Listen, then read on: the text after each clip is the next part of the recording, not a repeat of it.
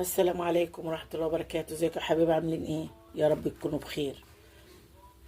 النهارده هنعمل وصفة حلوة وخفيفة وسهلة وحلوة، غدا عشاء زي الفل. وقبل ما نبتدي الوصفة صلى على الرسول صلى الله عليه وسلم.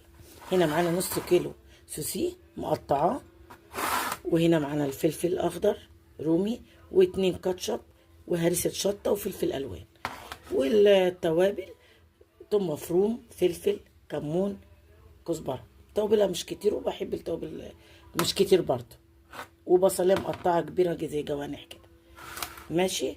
هنعملها مع بعضنا طاجن خفيف كده او صينيه، هتتاكل بالعيش، تاكلوها جنب رز، جنب مكرونه، حلو قوي.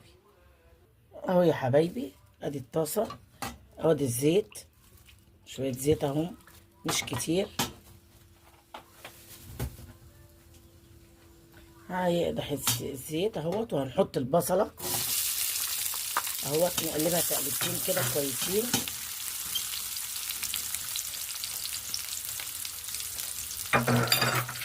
هنقلبه شويه كده اهوت على ما يدبل، ونحط الثوم اهو. البصل دي ريحته طلعت شويه اهوت، هنحط الثوم معاهم عشان ريحته تطلع رخرة اهو، ونقلبه تقلبتين.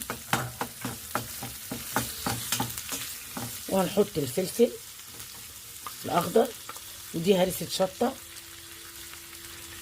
وادي الفلفل الالوان، هنشوحهم مع بعض كده بس يتبلوا كده شويه. وهنحط السوسيس اهو يا حبايبي، دي بلهوت مع بعض وريحته طلعت. هنحط هرسة الشطه، فلفل كده الهريسه حلوه،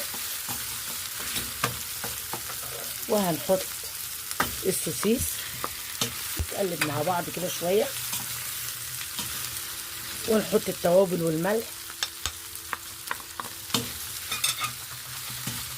هنقلبه شويه مع بعض كده على ما ياخد لون.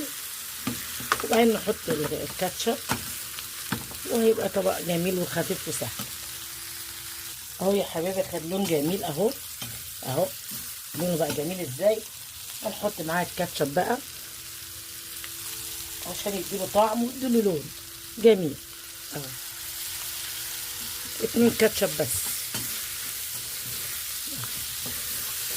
يديله كده تسكيره ولون وطعم حلو قوي. اكله خفيفه وسهله في العشاء، في الغدا، في فطار، وبالعيش وبالمكرونه، جميله قوي قوي قوي برضه. نحط نطره ميه كده، شقشاق صغير اهو. وكده خلصت الوجبه، وهغرفها معاكم واوريها لكم. اهي يا حبايبي خلصت اهي، جميله قوي قوي، خفيفه، وفي ثانيه اتعملت. جهزناها على طول. فلفل الوان فيها، وهي والسوسيس طعمه جميل جدا جدا جدا. الفلفل الالوان معاه حلو، والف هنا وشفا. واسرع كده ما هتلاقوا، سريعه جدا. جنبها بقى شويه مكرونه، جنبها شويه رز، عيش، سندوتشات، حلوه قوي في العشاء. والف هنا وشفا.